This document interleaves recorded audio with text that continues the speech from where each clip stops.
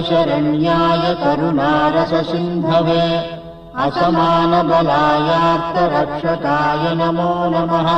आदित्यायादिभूताय अखिलागमवेदिने अच्युतायाखिलज्ञाय अनन्ताय नमो नमः।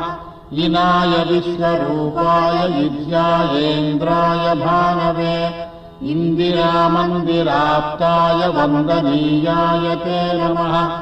ईशाय सुप्रसन्नाय सुशीलाय सुवर्चसे वसुप्रदाय वसवे वासुदेवाय ते नमः।